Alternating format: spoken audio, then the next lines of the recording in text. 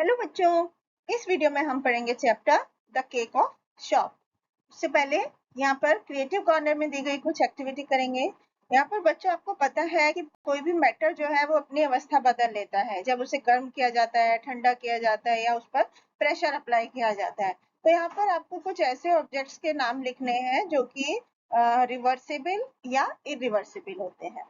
तो आइए अब इस स्टोरी के बारे में पढ़ते हैं। बच्चों, ये स्टोरी एक ऐसे व्यक्ति की है जो एक होटल में ठहरता है, लेकिन जब वो कुछ चीजें खरीदने के लिए बाहर जाता है तो वो अपने होटल का एड्रेस भूल जाता है। तो आइए देखते हैं इस स्टोरी में इसके बाद क्या होता है। तो डेविड स्मिथ एक हाइडे पार्क में कॉर्नर में एक बेंच पर बैठे होते हैं और अपनी जो फेस है वो घास के अपोजिट साइड में की हुई होती है और वो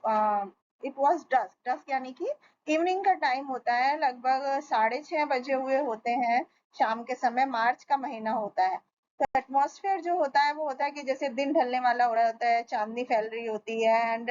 स्ट्रीट लैंप की लाइट्स थोड़ी दूरी पर जल चुकी होती हैं। On the bench by his side sat an elderly gentleman. उनके साइड में एक थोड़े उनसे बड़े एक व्यक्ति बैठे होते हैं। He had the expression of a defeated person who refused to admit his defeat. वो एक हारे हुए व्यक्ति जैसे लग रहे हैं कि जो कि अपनी हार को स्वीकार नहीं कर पा रहे थे, और उनके कपड़े बहुत मतलब नए भी नहीं थे, महंगे भी नहीं थे, और ऐसा लग रहा था कि जैसे कि स्मिथ ने ऐसा इमेजिन किया कि वो एक ऐसे आदमी है जिनकी ना तो किसी मतलब घर पे किसी की को जरूरत है ना बाहर। As his figure disappeared slowly into the shadow, और धीरे ही से क्या हुआ, वो वहां से उठकर चले गए और इमीडिएटली एक यंग मैन वहां पर आया जो कि एकदम साफ सुथरे कपड़े पहने हुए था, लेकिन वो खुश नहीं था। No more cheerful than the man who had sat there before, जो उसके पहले आदमी बैठे थे उससे ज्यादा खुश नहीं था। ऐसा लग रहा था कि जैसे कोई चीज उसको परेशान कर रही है और वो बहुत दुखी है। तो जो नया आने वाला था उसने अपने आप को मतलब सीट पर वो ऐसे पटक सी के बैठा, तो उसका स्मिथ ने कहा कि तुम थोड़ा नाराज दिखाई देते हो। तो उसको मतलब ऐसा वो ऐसा अंदाजा लगा रहे थे कि उसको किसी सिंपैथी की जरूरत थी, यानी कि वो किसी सपोर्ट चाह रहा था। तो यंग मैन ने उसकी तरफ देखा मुड़ करके and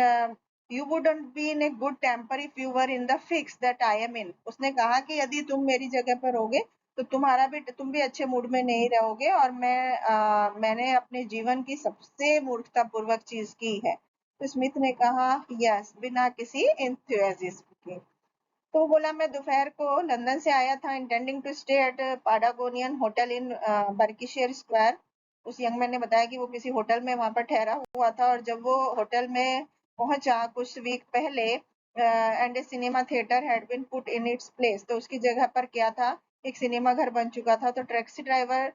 recommended me to another hotel. Taxi driver ने कहा कि कुछ दूर पर दूसरे होटल में उसको छोड़ देते हैं, और वो वहां चला गया। And I just sent a letter to my, उसने अपने लोगों को एक लेटर भेज दिया अपने एड्रेस बताने के लिए। एंड देन वो एक सोप लेने के लिए चला गया, और वो I had forgotten to pack and I hate using hotel soap, क्योंकि उसे होटल के साबुन को यूज करना अच्छा नहीं लगता था। तब उसने क्या किया, आई स्ट्रोल्ड अबाउट अ बिट, थोड़ा सा चला एंड एक बार पर ड्रिंक किया and looked at the shop, और दुकानों को देखता रहा और वो सोचता रहा my steps back to the hotel. फिर वो जब होटल वापस जाने लगा तो अचानक उसको रियलाइज हुआ कि उसको तो उस गली का नाम ही नहीं याद है जिसमें कि वो होटल था। अब इतनी सिचुएशन में now that's a nice situation for a fellow to be in, मतलब अगर ऐसे में कोई साथी होता तो उसको वो अच्छा रहता। हु हैजंट एनी फ्रेंड्स और कनेक्शंस इन लंदन, उसके लंदन में कोई और पहचान वाले भी नहीं थे। वो कहता है मेरे पास कोई पैसे भी नहीं थे। Came out with only a shilling on me, मतलब शिलिंग एक करेंसी है वहाँ की, कि उसके पास सिर्फ एक ही शिलिंग था। And which went in buying the soap and drink, जो कि उसने साबुन खरीदने में और ड्रिंक खरीदने में खर्च कर दी। तो इसलिए वो यहाँ पर है, इधर उधर घूम रहा है, पॉकेट में दो पेन्स लिए हुए, और अब वो रात को कहाँ जाएगा। There was meaningful pause after the story has been told, उसके बाद थोड़ा रुकाव हो गया। उसने कहा कि I suppose you think I have made up an impossible cock and bull story of you, तुम्हें लग रहा होगा कि मैंने तुम्हारे लिए कोई ऐसी मनगढ़ंत कहानी बनाई है। इन ए हर्ट वॉइस, तो वो स्मिथ ने ध्यान से बोला कि नॉट एट ऑल इम्पॉसिबल, मतलब ऐसा बिल्कुल नहीं हो सकता। I remember doing exactly the same thing once in a foreign city, मुझे याद है कि बिल्कुल ऐसा ही एक बार विदेश में भी हुआ था। and on the occasion there were two of us कि हम दो लोग थे तो luckily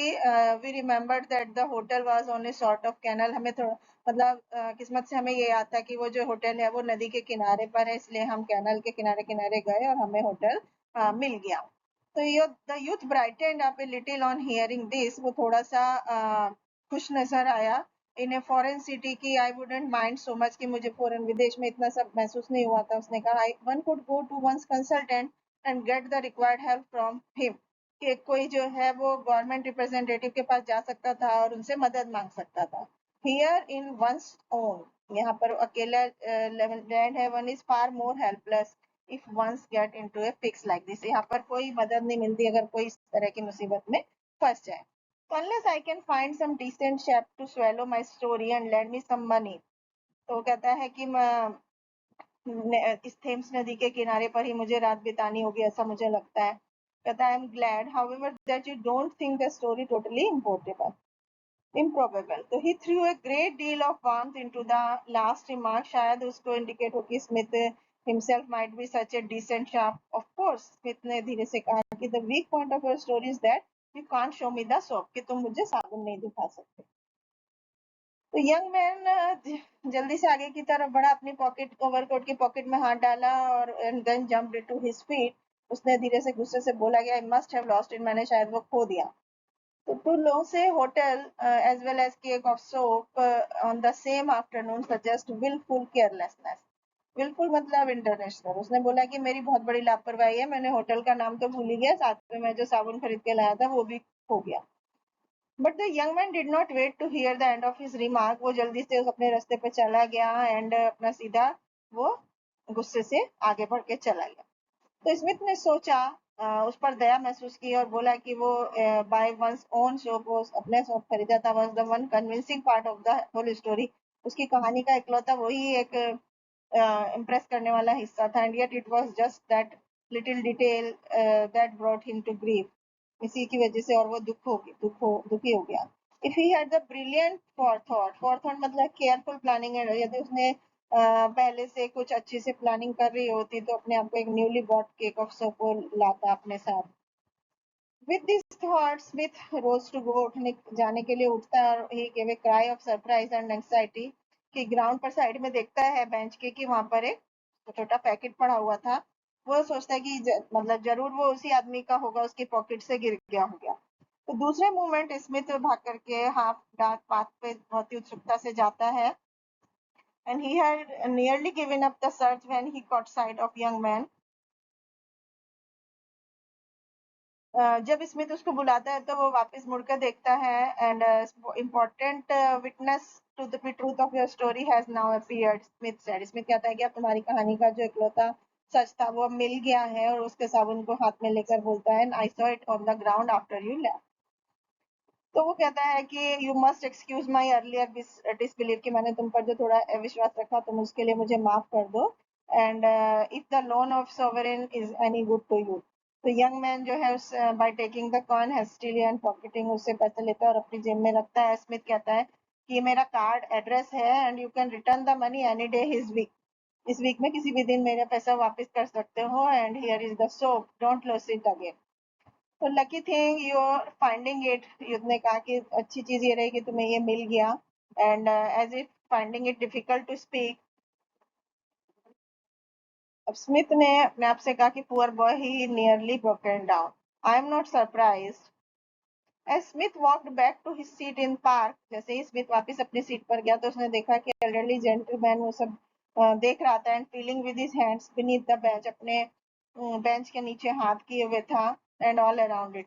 स्मिथ ने उसको पहचान लिया कि as the man who had sat there before the young man कि जो यंग मैन से पहले वो आदमी बैठा हुआ था उसने पूछा कि आपका सर कुछ खो गया है तो बोलता है हाँ मेरा केक सूप खो गया तो बच्चों इस स्टोरी से क्या मोरल सीखने को मिला कि when ever you stay in A room at unknown place जब आप किसी अनजान जगह पर किसी रूम में ठहरते हैं तो मार्क सम रिकॉग्निशन आइडेंटिफिकेशन तो आपको कुछ अपनी पहचान बना लेनी चाहिए अर्सो और आपको एक फेमस लोकेलिटी भी उसके आसपास की बारे में जानना चाहिए इससे आपको उस प्लेस को रिकॉग्नाइज करने में हेल्प होगी थैंक यू